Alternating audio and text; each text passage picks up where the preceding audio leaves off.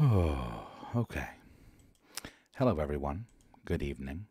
Thank you for joining us on this, our 19th of hopefully many episodes of Bard Advice. My name is Charles, or Chaz, Yazik, the DM, the Bard, several other names. On this podcast, I do my best to answer any questions that you might have pertaining to Dungeons & Dragons, RPGs, or life in general. Now, hopefully we don't have any issues with the stream. Happy belated 420, everyone. Thank you for joining. Chris, Avram, River. Hi, everybody. I had a little strange note before I started streaming from my streaming service as to an issue, so hopefully that doesn't affect us. Because I have a couple of things I want to talk about this evening. First thing that we'll talk about, as usual, thank you everyone for joining on the live. If you want to, please send questions to bardadvice@gmail.com. Just a reminder, it also looks like bardadvice. But you can send your questions over there, even if it's not related to D&D, even if you think it's quote-unquote a stupid question, send it over. Be more than happy to read it, at least. I read everything, you know, and then I very well might answer it here on the pod. I'm going to try not to say as much, but just in general, I've been working on that. But please send questions to bardadvice@gmail.com. Also, if you need merch, you can grab some merch at manshorts.com. And if you would like to contribute to anything that I do musically, you can do so directly via PayPal, Cash App, or Venmo, all of which my handle on is Yazik. Another note that I made for myself that I tend to forget to bring up, but it's important. If you are listening to this on Apple Podcast, please give it a rating. Those ratings, I think, carry a lot of weight in general, but they'd just be good for the podcast. I appreciate the ratings that have been on there. I've seen that people have been rating it. More of them have been rating it. Please keep doing that if possible. Really appreciate it. FSU alum living in Denver. Oh, hey, how are you? All kinds of the ums. Nebraska because, with the generosity again, throwing out the memberships. That's much appreciated, I'm sure, by everybody. Particularly us here at the channel. So, what are we doing right now? We're just talking about rating on Apple. That's right. I do have notes, if you can believe it. I'm a little bit prepared this week, which is kind of crazy considering how busy I've been. We'll get to that in a minute. Super chats, thanks always for the super chats. Those are always greatly appreciated. I don't know if it was last week or the week before. We had a huge one. But even the ones that are $5, $10, those all make a difference. They add up to our monthly and annual revenue. So they let us keep the ship floating. So those are much appreciated. And, of course, all of the patrons on Patreon. Let's see. I think that's all the just general housekeeping I had to open things. I have been trying to be healthier lately and just drink more water in general and consume less sugar. So, but I think that's been going well. So just one last reminder so that we don't forget, bardadvice@gmail.com. Please send things. Finally, a show for the bar dads. Oh, yeah, most definitely. YouTube is getting out of control with the 50% take. Haven't they always taken that? Maybe they just moved it. Oh, hey, Song's here. Hey, Song. So I'm glad that you're here, Song. It's a good time for us to get into talking about what I've been up to this week. So on this podcast before, I've spoken about, also I might get a little soapboxy and passionate just because this is like, it's not the same stuff as like the OGL, but it's kind of on the same tip. It's just rich people doing rich people stuff.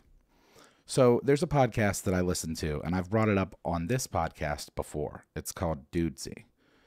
This is a image of the most, it's a screenshot from the thumb from the most recent episode.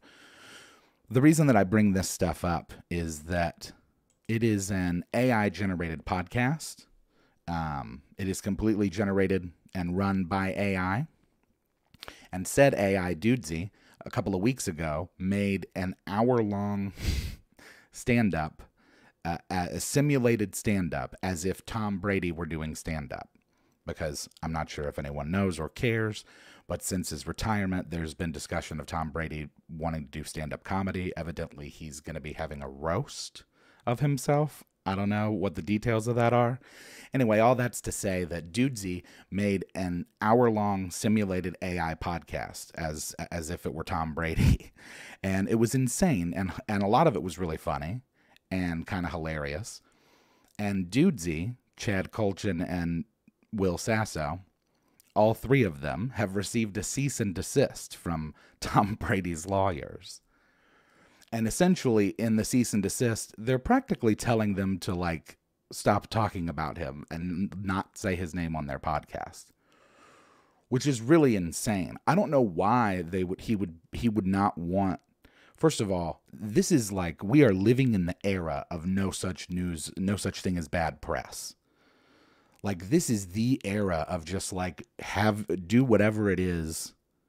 So I don't know why he would think that would harm him if he wanted to do stand-up. Maybe he didn't even have anything to do with it, too. That's possible. It could just be his lawyers. But, yes, definitely freedom of speech. So, all of that said, Songaria, who is here in the chat, he's a friend also of the podcast Dudesy, and I've mentioned him on this podcast as well before in the same episode. He makes music, comedy, all kinds of great stuff. You can go check him out on YouTube as well. He's here in the chat, actually, so you could probably just click on him and go to his page. But all of that's to say, Song and I decided to make a Tom Brady diss track. I guess coming off the OGL stuff, I was feeling a certain type of way and in the mood, and he mentioned the idea, so we just got cracking, and it was about 2.5 days. 2.5 days we built out the diss track, as it were, for Tom Brady, and it's called Football Baby, which is what Dudesy will only refer to him as now because of the cease and desist. But it's available. I've put the link in the description. And it's also, you can also just go see it by going to Song's page. But yeah, it was really fun. I had a lot of fun doing it. And we did do it quickly. It's just rich people just being rich people. It's like I said. I think that it's just, and hey, listen, if I do get a cease and desist, I'll frame it.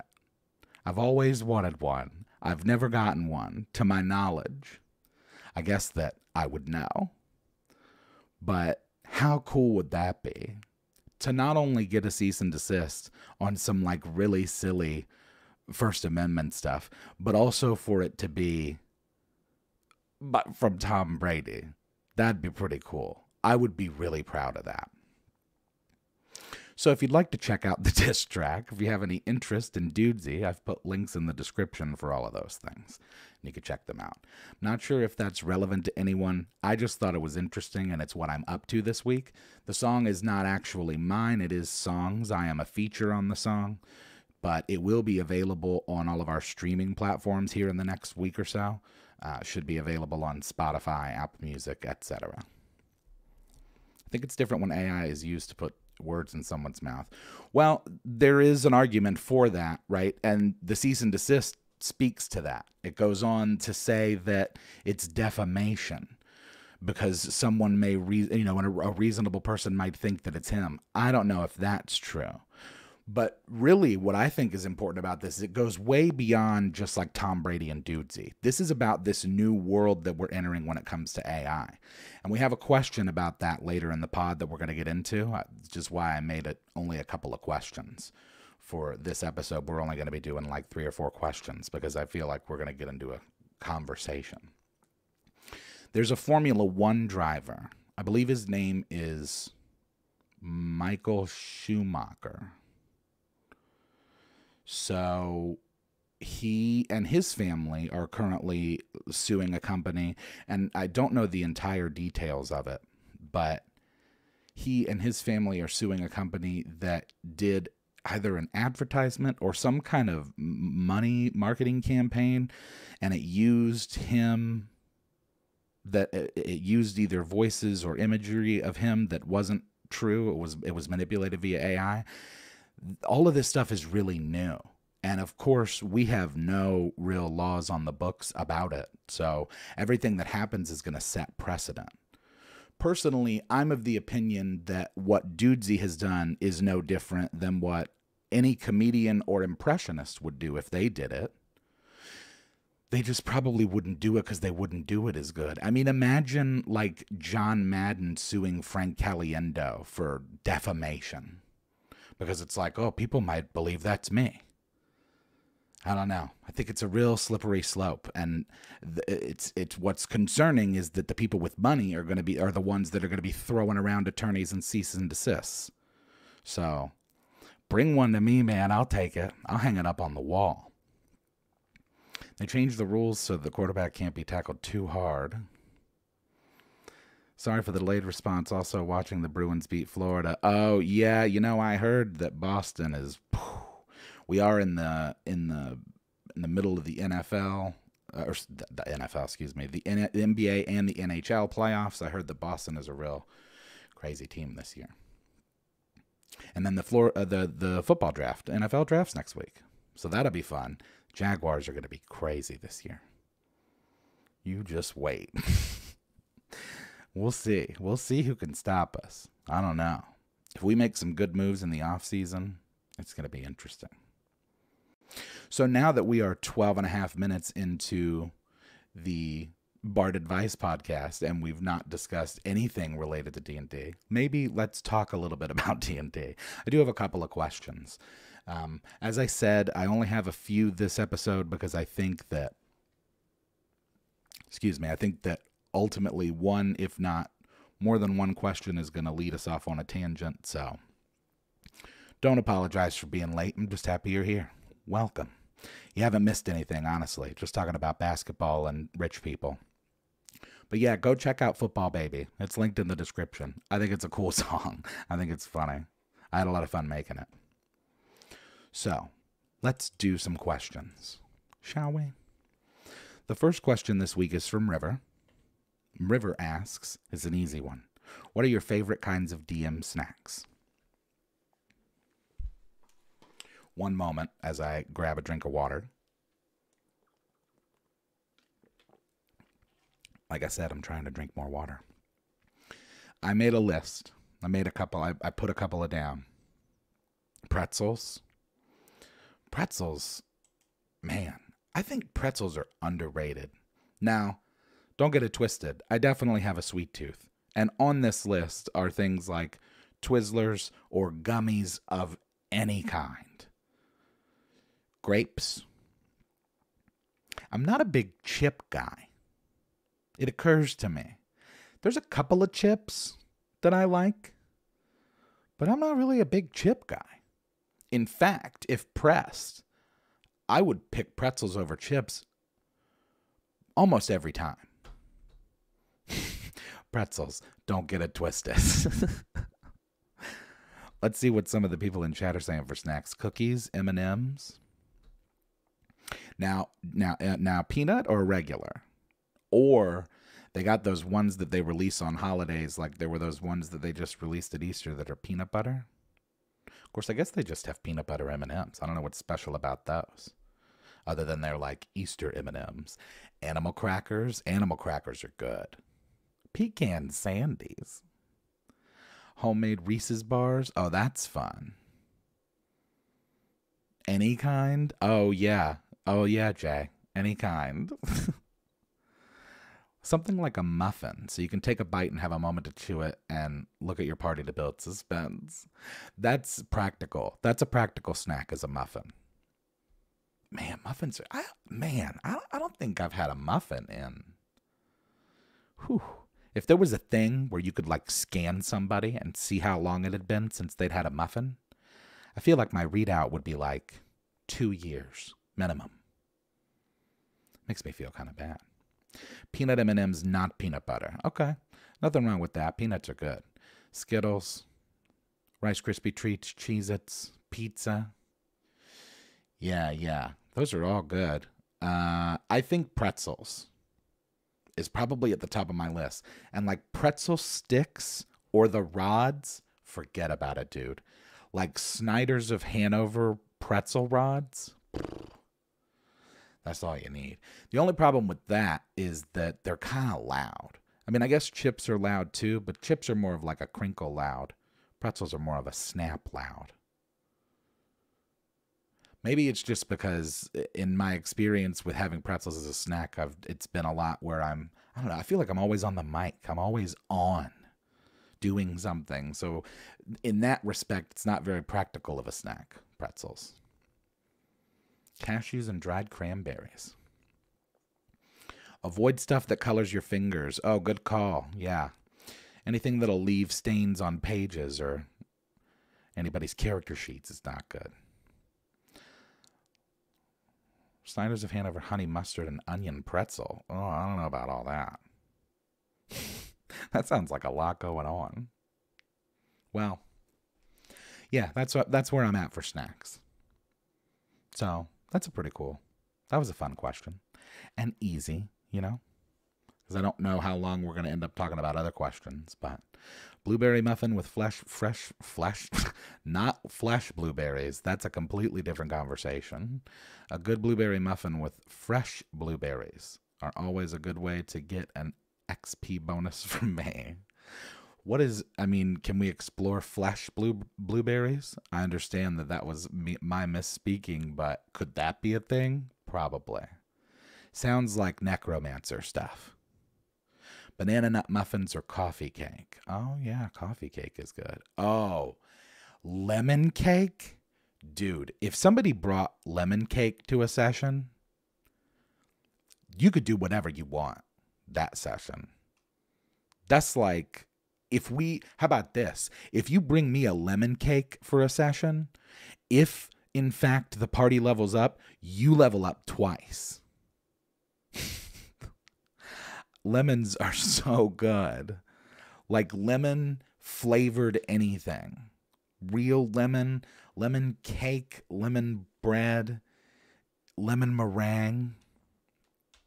Charcuterie is just an overpriced Lunchable. Although I will say, when it comes to things like meat and cheese, typically you do get what you pay for in terms of quality. Not always.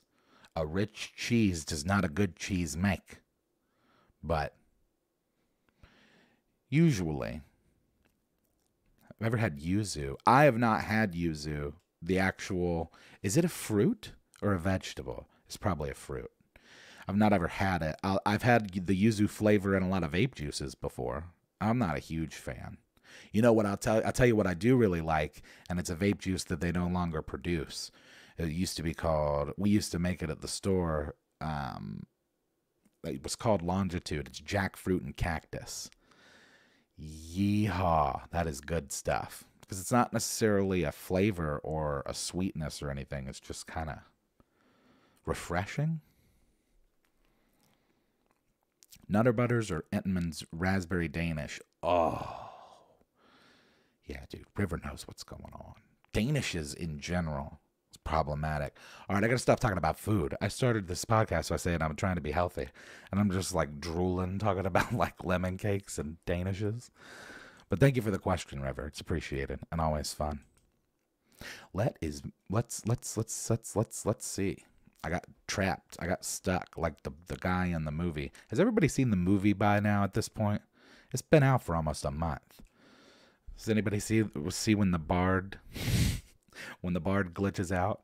I do that all the time. That was a relatable moment, not only just because it was a funny D&D moment, but also it was a personal moment for me. It was like, oh, I do that all the time. I do it once a week in front of an audience of people.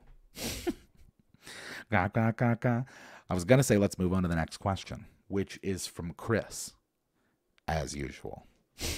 We've always got one from Chris. Chris asks, with this new campaign, I have kept note of each injury my players receive. So at the end of the campaign, I can give them an overview of how much damage and what injuries they've taken. Is this something that's cool or just overkill? Not only is this cool, this is really cool. And I would encourage other DMs to do it. Now, that said, I wouldn't think that a DM should feel pressured to do it. But man, that's cool. I think that makes you a cool DM.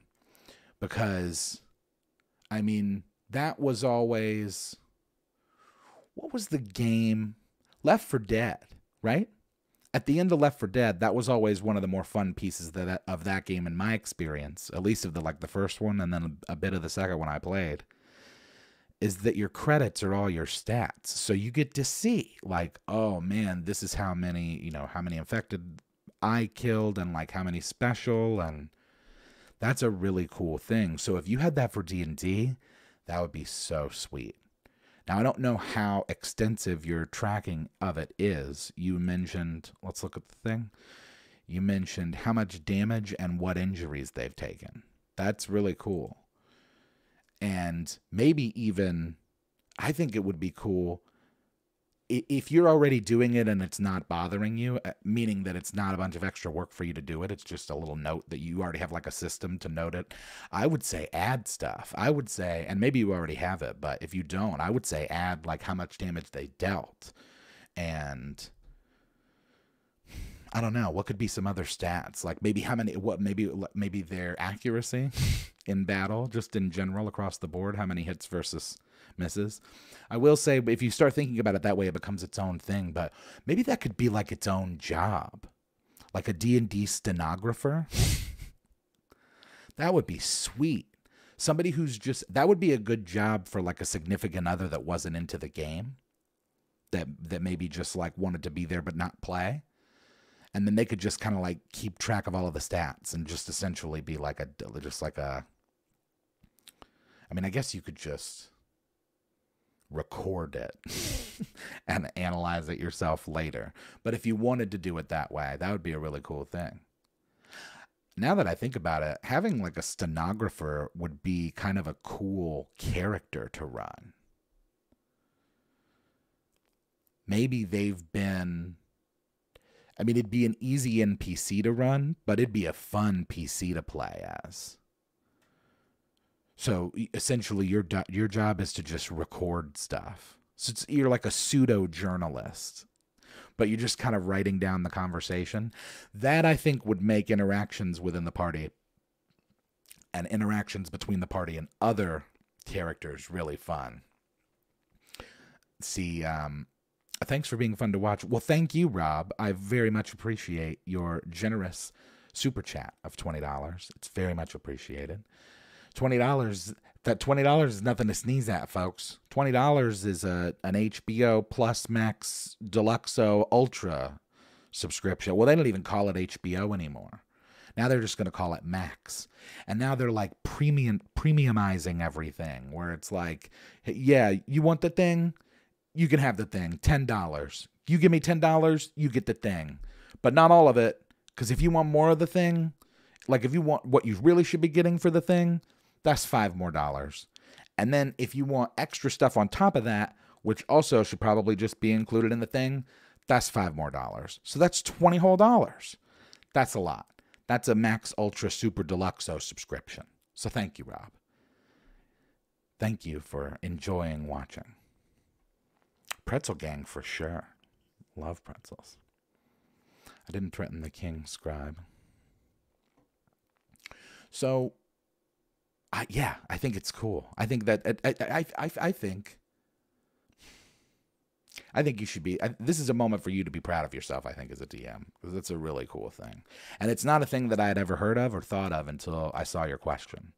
It's like, what a cool idea! What a great way to wrap the campaign up. And if you did it in the way that I mentioned it, where you just had you just kind of did it in a stenographer type way, whether you did that with like an actual person or if you just recorded it via video or audio and then listened to it later and then made notes based on that, then you could just give it to them. What a fun moment at the party. It'd be like graduation diplomas or like a report card or something. Like everybody would just get a sheet that would have all of their stuff on it as to like what they did throughout the campaign. And the longer and more complex the campaign, very likely the more rewarding that sheet. So that's really cool. I think it's a great thing. You have a Word document DMing and basically take notes on everything, including combat. That is cool. Yeah, you know what might be helpful for something like that, too, by the way, is an Excel sheet. Or rather, what is Google's version of it called? Google Sheets. Just the grid makes it a little easier, I would say, where you just kind of have, maybe you just kind of have player and then category for your grid. And then you just kind of lay everything out. Cut the cord to save money. Have you thought about premium streaming service subscription to have a dozen sites? I cut the cord and went to streaming to save money. Cut the streaming and went old school. It is interesting that it's happened that way. My dad and I used to talk about that all the time, about how what would happen is, you know, not long ago, just when I was a teenager, there pre-streaming, you pretty much had, you had like your AT&T and your Comcast, or depending on your area, right? Whatever your major corporations are, whatever choices you have for cable and internet. You would have the television, and you would purchase packages of channels, and it was all ridiculous because you'd essentially be paying for, I don't know, 150, 200, 300 channels, and you're really only watching 12, but you can't just buy 12. You got to buy the whole package. But then streaming came out and everything became really a la carte, and it was cool for a while because it was like, this is great. You only get what you want to look at. But now everybody streams and everything is separated. So yeah, it's a la carte, which is on the one hand nice, but on the other hand, yeah, I mean, I'm probably paying close to $150 a month between all of the streaming stuff I have, because my wife and I like to watch shows and movies and good stuff. So it's like, you know, between HBO and Disney and Hulu and Netflix and Apple, and it adds up very quickly. Even if you're only on like the $10 a month plan.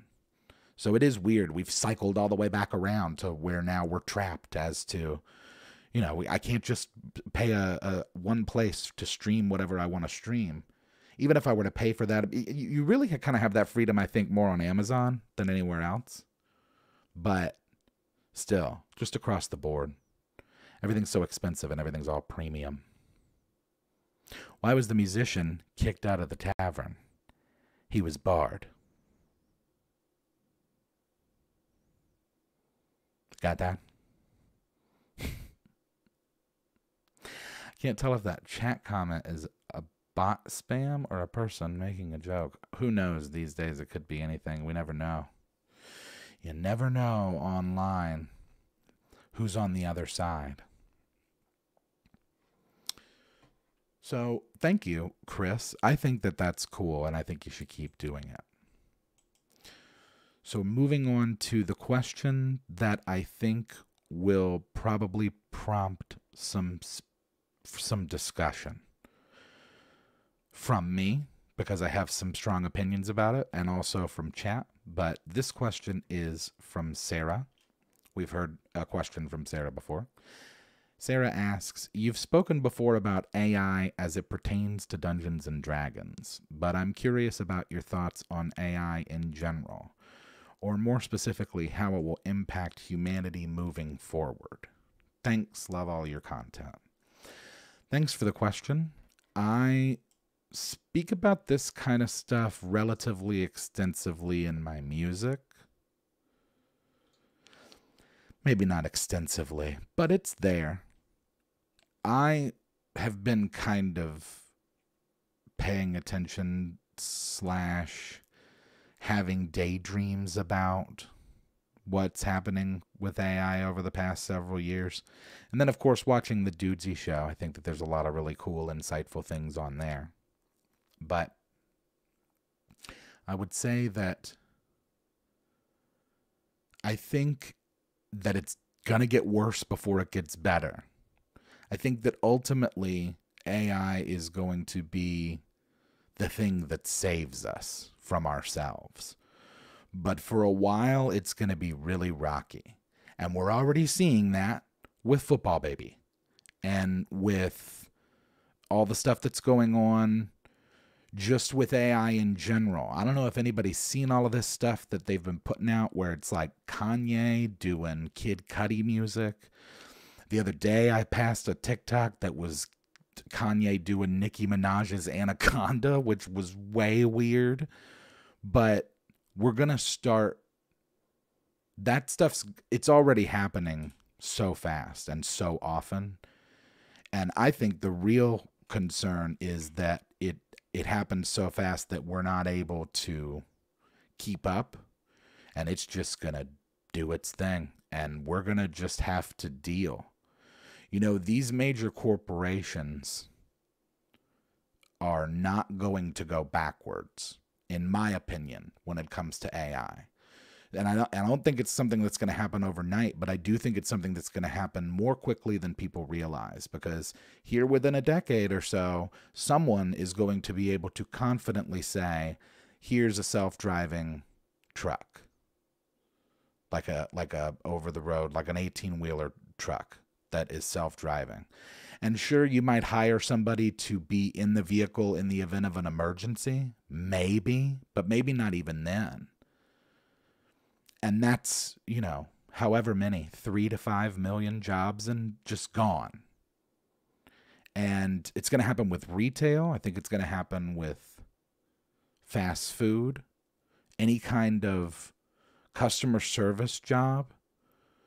Now, it will open up other jobs, maybe, you know, the few things that AI won't be able to do for a while. I've spoken before about how I think things that require a lot of work with the hands when it comes to construction or repair and art, I think, are relatively safe, at least on a scale of everything else I just mentioned. I just think that there are a lot of people who have jobs that are going to be replaced by AI because it's just cheaper. So why wouldn't they, you know, why wouldn't they do that? They're not going backwards. It's quickly getting to be a point where it's going to replace a lot of jobs, which isn't inherently a bad thing, except the only people who are going to benefit are the billionaires. Well, that's the case anyway, right? I mean, the billionaires have been benefiting for decades without AI. But I do think that it is inevitable. I think that, you know, generations that are older than me, people like my mother and my grandparents, they don't have a chance in being able to know if something is real as more of this AI stuff comes out. My mom, she's, not to say that she doesn't have a chance. My mom's got a chance. My grandparents have no shot. If you just showed that, you know, they have those things going around on TikTok where it's like the presidents and they're playing Minecraft and it's AI conversation. If I showed one of those to my grandparents, they would very likely believe that that was real. And it's not a statement to them. It's more a statement to where we are with AI. It's just gotten really, really good. And pretty soon, 18 months, maybe 3 years, I won't be able to tell the difference. So I, along with anyone from my generation or older, is going to need to rely on the generation underneath us to not only be able to tell the difference, but put in place some sort of a mechanism that will allow us to tell the difference. Otherwise, it's going to be kind of the Wild West, because now that we have the auto GPTs, which I'm not sure if people are familiar with, but essentially it's combining the process of GPT with Python to essentially create a virtual assistant, a genuine virtual AI assistant that can just go do stuff by itself. So, for example, you could set up this kind of setup with ChatGPT and Python. You could tell ChatGPT that you want it to be your personal assistant and instruct it to collect this week's current events and present it to you in an outline for a podcast, for a podcast format. That's just something that can be done. Now, I don't know how any of that stuff works with Python and stuff. I just, you know, I've spoken with ChatGPT here and there over the last several months. But that's all to say that right now, that stuff's being used by people who really know what they're doing. You know, I'd forgotten that Python was even a thing and it's just because I'm not in that world. Pretty soon, it'll be available. That kind of stuff will just be available as apps for your phone. So, and we're already seeing it with AI art generation, but it's not, I mean, it's just going to get more and more and more complicated and more capable. And unlike us being humans, humanity, you know, that thing we all are that we tend to forget so often, that we're all the same. I think that for one thing, we've kind of become gods. We certainly will pass the threshold of being gods if AI indeed becomes sentient or self-aware. Because, I mean, we've created AI in our own image. And essentially a computer isn't too much different from a human in terms of how its functioning is formed through a series of just like data retention and absorption. Just like you just learn stuff and experience stuff, and that's what makes you human. It's just the difference with the computer is that the computers don't have greed. Not inherently, right? I'm sure you could teach it, but they don't have greed or fear. That's a pretty big difference between us. So, and they don't have to eat, so or sleep. That's a pretty big advantage on their part. Think of the legality issues down the line. If an AI truck kills a pedestrian, who's at fault? The owner, the builder, the truck itself? Well, I mean, I hate to say it so candidly, but they just get paid off.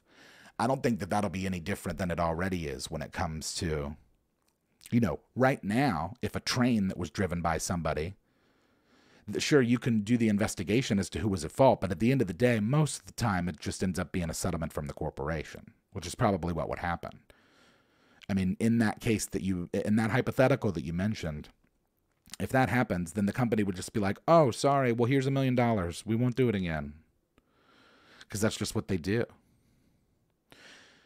Still a long way from true AI, but the AI we're making now will grow much faster. Yeah, I don't know if people truly realize the gravity of how much it's improved just in the last year. I mean, it really is it's astonishing to me how advanced it's gotten so quickly, and knowing that it kind of builds upon itself. We already know that about technology, but specifically with AI, I mean, that's got to be a crazy scale as to how that works with just improving upon itself. But I know that the ChatGPT 3 was built on, I don't know, something like 700 million parameters. And then ChatGPT 4 was made on like several billion. So it's a humongous step up just in terms of what it's able to do. And so every time we have another leap like that, the next leap, or rather the time between that leap and the next one, gets shorter. So who knows? I mean, I also agree with Chad from Dudesy in his thought that we'll all have little drones. I think for sure. I think that they'll just clip into the top of your phone, and it'll just be a little drone that you can pop out, and it'll fly around and do stuff for you. It'll take your picture. Would you have a robot butler in your home if the government decided to give them out for free like an iRobot? Absolutely not. No way. A government robot. Well, I mean, technically, I probably already have those in my house, considering I have the Alexas. So, I mean, listen, I've been making internet content since 2009. The government knows who I am. They know where I'm at and what's going on. We've had contact. But no, I don't think that I would give them any other reasons to have some robot in the house that might very well kill me or my family. No thanks. I've read enough Asimov to know that's probably a bad idea. Not saying I want drone laser tag, but I want drone laser tag. Oh, dude.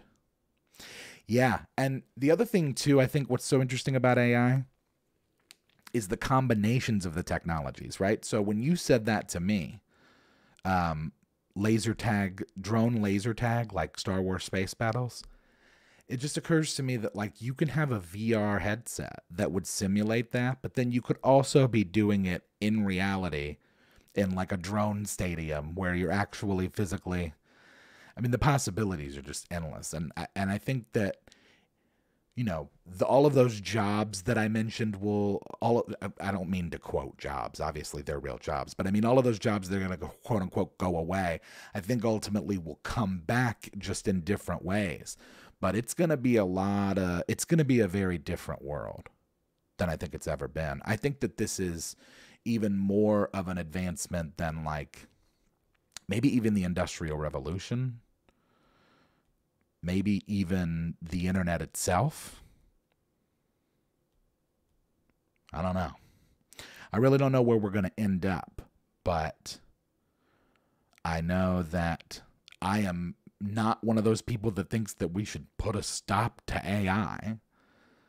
If anything, I think that we should invest more time into it, and if we can indeed get it to a place where it's smarter or more capable or efficient than any human on the planet, then at that point, maybe we start listening to whatever it's saying. I mean, that's just like my opinion.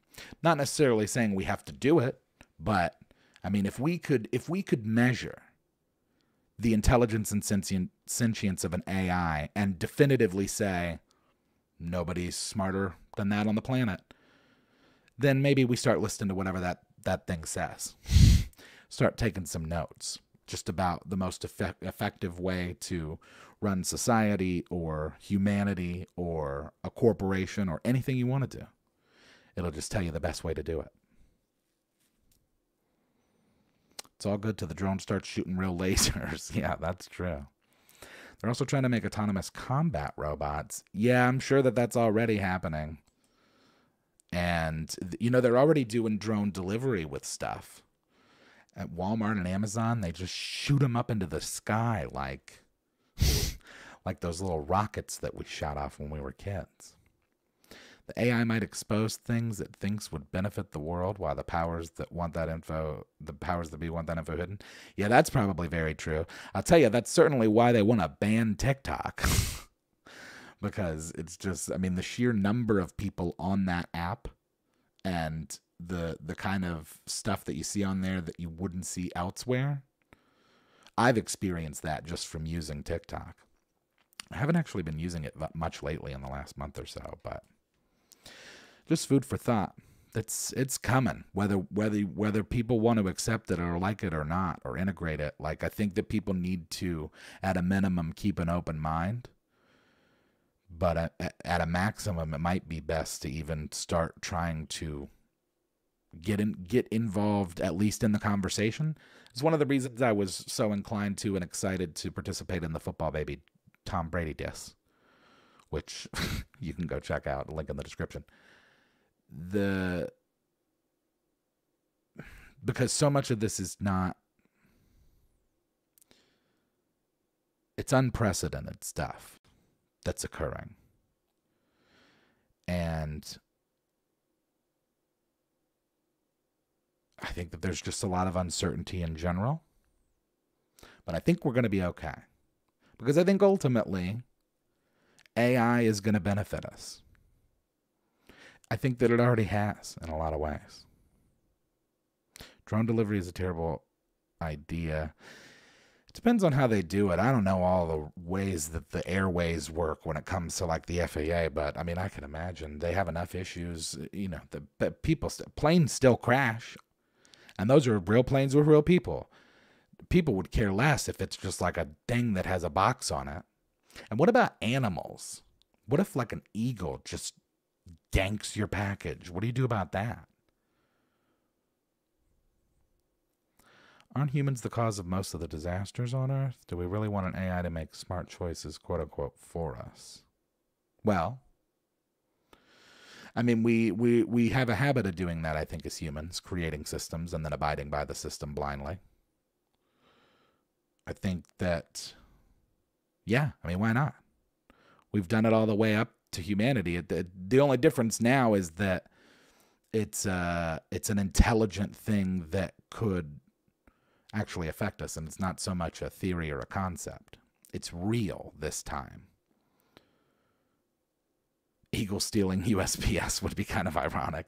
Yeah, that would be really cool. I'll tell you, if someone were able to capture that on camera, that would be, I mean, you couldn't pay for that kind of advertisement. You couldn't pay for that kind of Super Bowl commercial.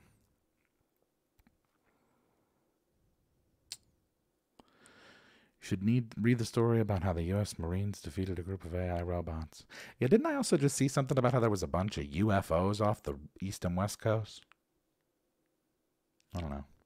Could have been fake. Could have been an AI. See, that's the thing I think is the most important, is like being open to and aware of.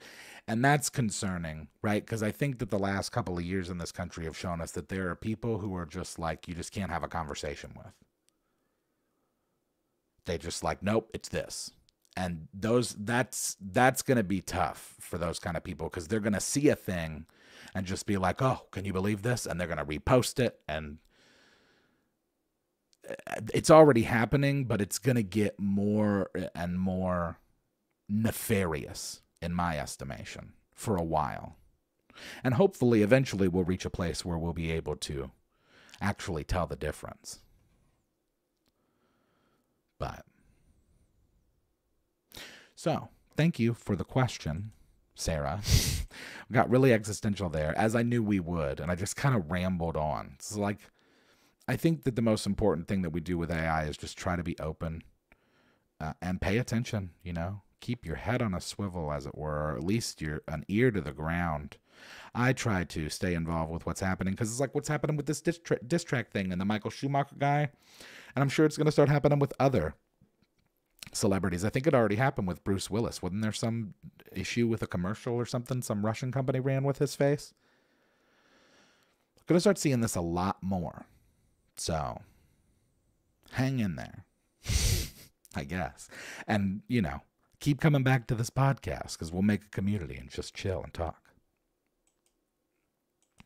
So thank you for the question.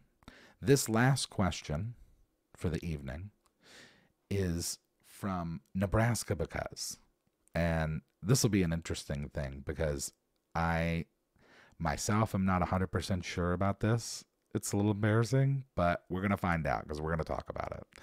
So Nebraska asks, how many of the chat knows what thaco means? So I think I'm in the exact same boat as to not. So, okay, yes, to hit armor class 0. So we should probably, it looks like a lot of people knew what it was, by the way. So that answers that question. But what exactly does that mean?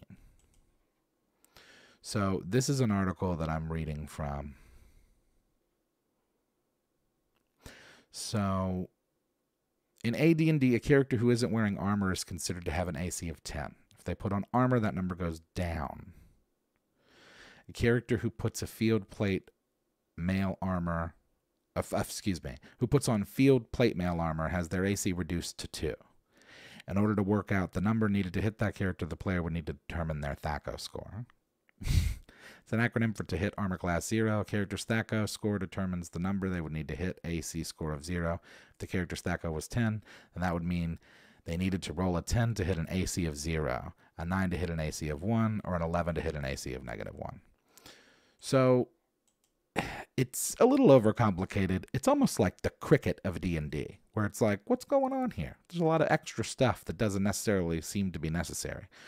But that's a callback to last week, necessarily necessary. I will say that that's just how they used to do it. So yeah, -10 was the best armor class.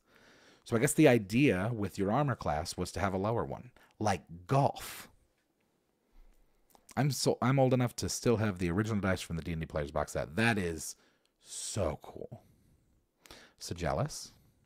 So you're trying to hit 0. Now, for those who might not necessarily be familiar with D&D or THAC0 in general, that's very different than what we're used to in quote-unquote modern D&D, certainly since 3rd edition, because the way that I learned and have always known is that the higher the AC, the better. I think that that's most people's experience. Well, that's not always the case. I know we've got a lot of older players in here, and they made everything purely addictive in purely additive in 3E and beyond. Yeah. So back when things made sense, a level 0 with no bonus, the number of a non-1 or nat 20 rolls on the d20 is your AC.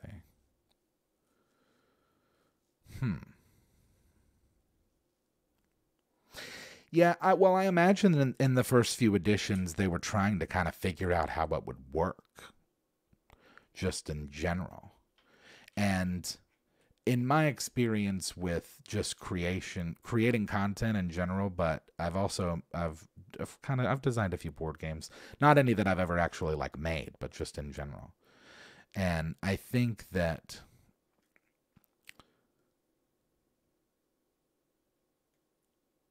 wow. When the first played, it was AD&D -1 or -2 AC was common. Oh, okay. You also had to confirm crits. Yes, that's true. And that's actually true of 3 and 3.5. You had to confirm crits. So, yeah. Personally, I think you should have to confirm crits.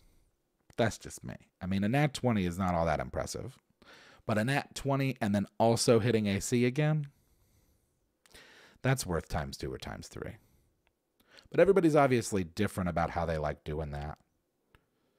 If you want to experiment with a THAC0 system, check out the game Nethac. Or Nethac.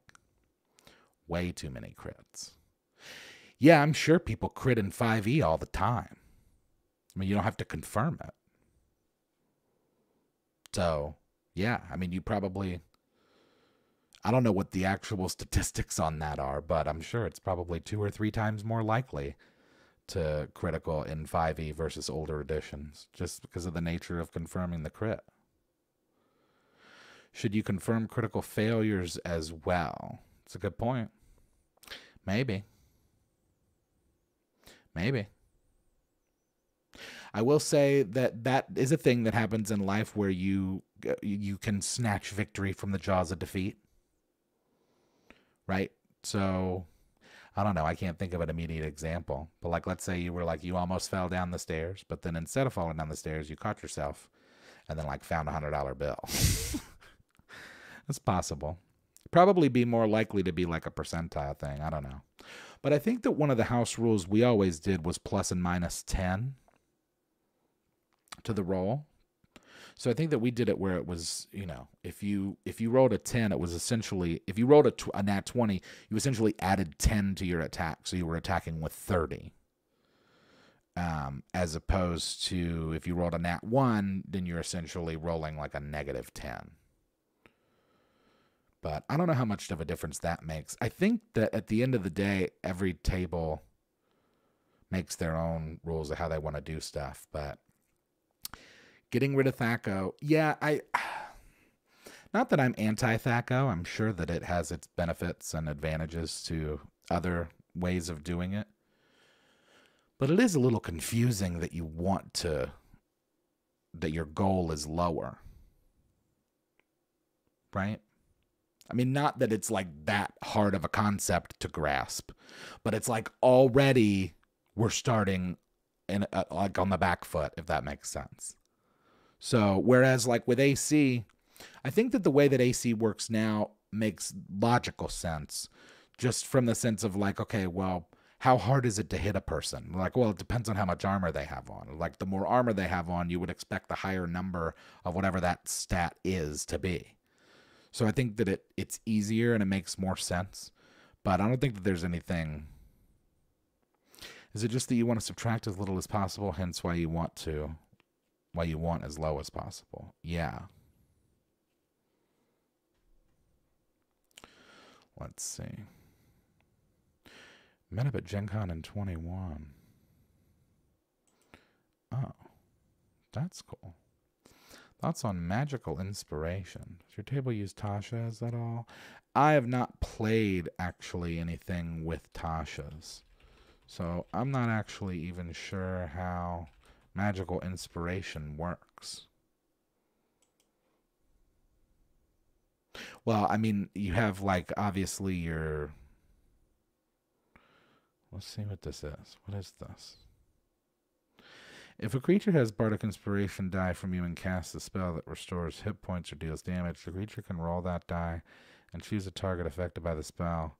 Add the number rolled as a bonus to the hit points regained or the damage dealt. Oh, so they just made it how it used to be. Yeah. So they gave you an option to do it how it used to be? That's how Bardic Inspiration used to work.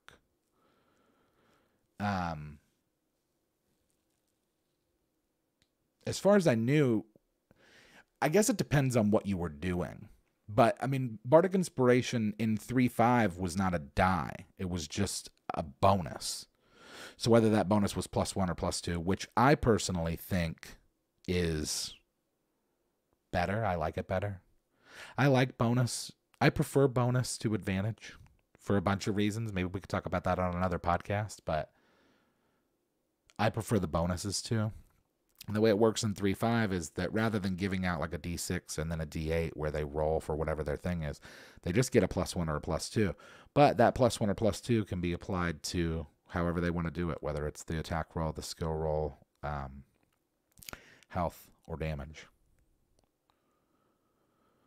Bardic Inspiration was +1 to rolls for a whole group. Yes, that's true. Because it was AoE based on your performing. So if you just wanted to be the bard and play the lute for a while, everybody that's in your bubble, which depending on what level you are and what multi-class abilities you have, could be 60 feet, up to 120 feet. They all get bonuses. Everybody gets it. Inspirations for everybody. Which makes sense, right? Because everybody can hear music. It's kind of one of the things that bothered me about 5e. Because it's like, well, wait, hold on. I can only give bonus to one person. And by the way, that bonus that I give to that person, sure, it could be a lot. But it also could be like 1. As opposed to if this were 3.5 and I was scaled to have given them +2, they would have already automatically gotten more of a bonus if we were using those older rules. And then you just up the bonus based on level. I don't know. That's just like my opinion. I think it's cooler to have the bard affect the entire party. But they're also a lot stronger than they used to be, too. You know, when you were the bard in 3.5, you were probably best served doing that so that your party could protect you. I think that 5e bards need a little less protection. Could you increase the bubble if your bard was using a microphone and amplifiers? That's a good question. It'd probably be a DM rule, but yeah, I mean, sure. If you were doing like a concert, I'd say so. So, oh, can I skip it? Oh, I skipped it. I skipped the ads. How do you like that? Mass inspiration. Okay, there you go. Yeah, you just do it as its own spell. It's pretty cool. You played a game where the DM would give out points for good RP, etc. You could then use these points to add to rolls and checks. Yeah, hey, we've had that. We talked about that a couple episodes back, right? Our DM Posey used to have the hat, which was conceptual, an invisible hat that he would award at the end of the session to whoever he thought deserved it. Whether it was something that was cool, it was a cool RP moment, or just a cool combat moment, or a funny thing that was said. I've gotten the hat for just making him laugh before. So it's cool, and I think that it was always like, either 50 or 100 XP bonus. So it was enough that it was, you know, you felt special, but it wasn't too much that other people were like annoyed. Because it's only 100. Don't start an drinking game. No, I'm not going to get sued for somebody dying of alcohol poisoning. I don't want to hear about it. Please don't do that. It's bad enough as it is. Although maybe having that kind of concern dangling over me might help. I have not played Palladium. Rifts and Palladium Fantasy are set up so leveling is way less important than equipment and actual character experiences. Leveling, I think, is only, at least for me, leveling is only fun in respect to how it affects the party. Especially if I'm a bard or a support. Especially then. Like, everything about the leveling up process is just like, okay, well, how can I utilize these to best serve the party? But some people are different about how they play. Some people are like, how can I... And not that there's anything wrong with wanting to be selfish and serve yourself in playing. I mean, that's really the main goal, is that you have fun. So, there are a lot of players that go into it and think like, okay, this is what I'm going to do to best serve myself and best serve this particular character. However you want to do it, really. Mustang Peppercorn, the historian with a hat of comprehend languages, a hat that I actually wear. Oh, cool. Are you multilingual? I have people in my family that are that way. I have a cousin who is fluent in ASL and does a lot of work in the ASL and deaf community. And I also have a sister-in-law who is probably practically fluent in Arabic and is doing her own language stuff. So that's cool. Scene from How I Met Your Mother where Robin was turned into a drinking game and just kept saying the phrase to drink. Yeah, exactly. Yeah, I don't want to do that. But I kind of appreciate it, I guess, because it is making me think about it more and therefore say it less. It's tough. It's like nicotine. It's just never going to go away. Time flew by. Oh my gosh. Are we at an hour? We're past an hour. Well, that's okay. We can hang out and chill and talk for a little bit. I was going to originally, by the way, play the Football Baby song on here, but I decided against it for a couple of reasons. For one, I don't want there to be any kind of copyright issues going one way or the other. Not that that would have anything to do with either me or song. Rather, the contrary, it would have something to do behind the scenes. I've just had bad experiences with that kind of stuff before. But also, I want people to go watch it on his channel. So, no, it's no problem. It's not a problem. I actually don't drink myself anymore. I'm an alcoholic, so I just don't do it. And I think that this is year 5. You know, I have cannabis to keep me company. I have didn't do the contented. No, that's fine. I know, song. I know. And that's not why. It's just that even if you didn't, you know, but really the main reason that I didn't play it is because I don't want you to listen to it here. I want you to go listen to it on Song's page. So check out the check it out. I just turned into that kid that had the dream where you could do anything guy. Go check out the song. It's fun. It was cool making it. 3 months yourself. Good for you, man. That's awesome. Keep it going. Drink water. Water's good for you, brother. Drink that. 5 years. Coming up on 10. Nice. Yeah, they're, Jeez, there's a lot of alcoholics in here. Is this like, this is all the Drunk Before Noon fans? Relatability. Well, I'm happy for everybody that's sober. And if you're somebody that's not sober, that's okay too. And if you're somebody that wants to get sober, then that's okay too. I think you can do it. I think you should if you want to. But if you don't, you don't have to. Whatever works best for you, really, I guess, is what we're all coming down to. Thank you, River, for spamming the, well, not that you're spamming, but for posting the video. H2O mania, dude. Drink water. Yeah, well, water's good for you. It's our life force. And more so, I'm saying it out loud so I can hear myself say it, so that I'll do it. Appreciate the fact that you've never been a taste for alcohol and cigs. You should. Yikes. I'm glad that I'm not on cigarettes anymore either. I mean, I still vape, but it's not cigarettes. And I was a pack a day for Too long. Way too long. Coffee. I just had some Ethiopian coffee the other day that was really good. All right. Well, do I have any notes here? You're at 3? Oh, good for you. I do 18.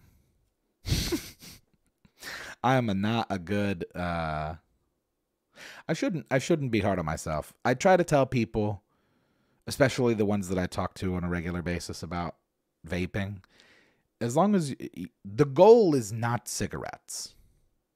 If you're vaping, usually. I mean, some people just vape, whatever.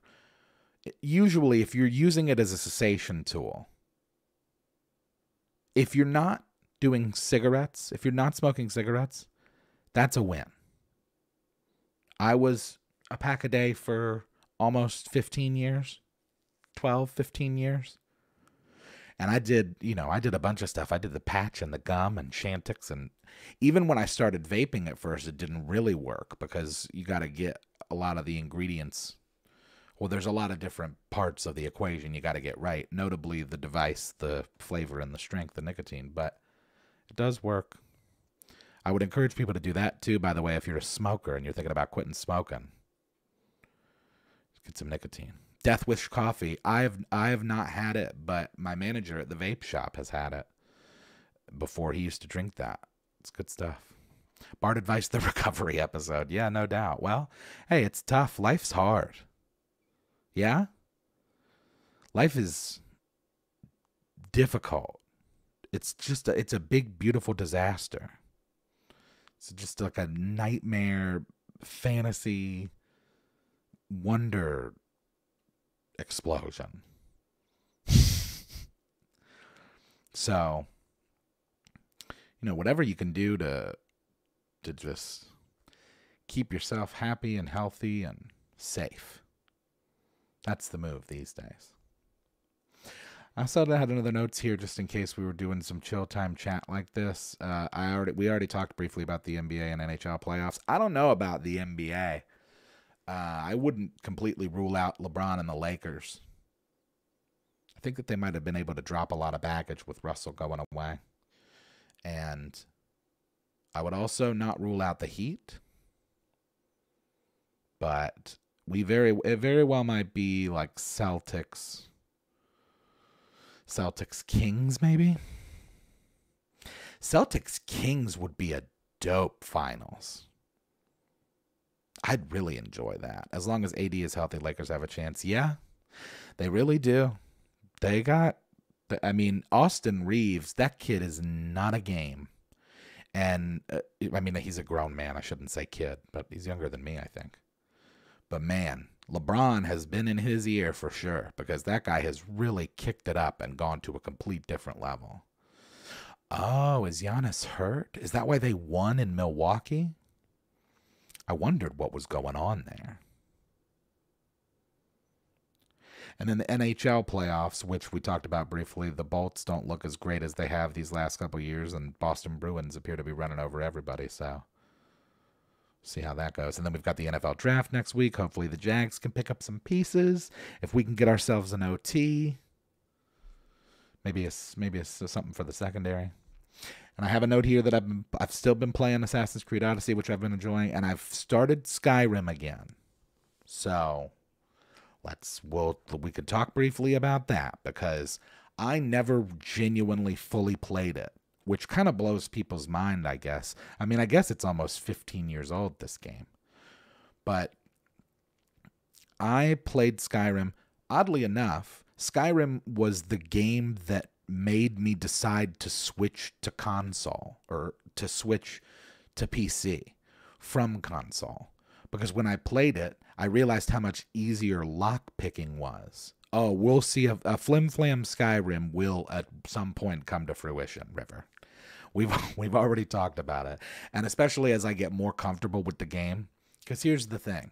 When Skyrim came out in 11, I think? 10, 11-ish? I was living in Michigan. So it had to have been 11. I was living in Michigan. And at the time, it was wintry and kind of dreary. And also at the time, I was mentally kind of dreary. So, it came out 11/11/11. Of course it did. Of course it did. I was in Michigan at the time, and it was wintry and dreary up there, and mentally I was wintry and dreary. And then the game is, for a large portion of at least the beginning, kind of wintry and dreary. So I didn't get that deep into it. And I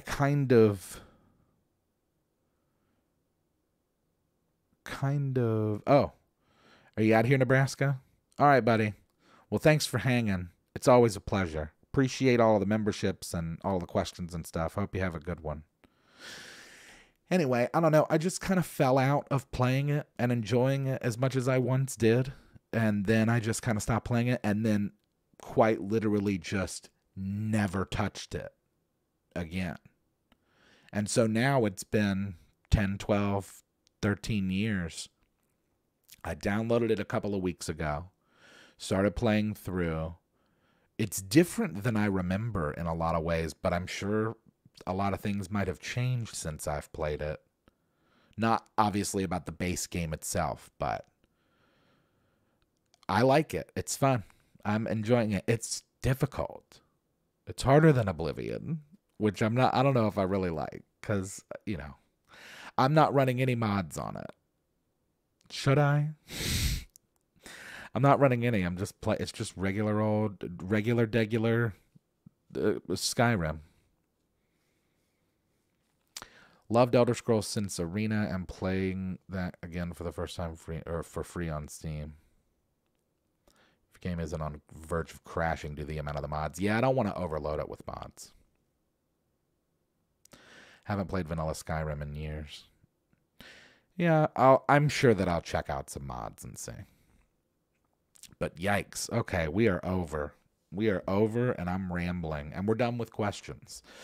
So there weren't too terribly many D&D questions or D&D chat this week, I guess. A lot of it was about AI. But we talked about just, stuff in general. This is kind of more of a chill pod, a chill episode.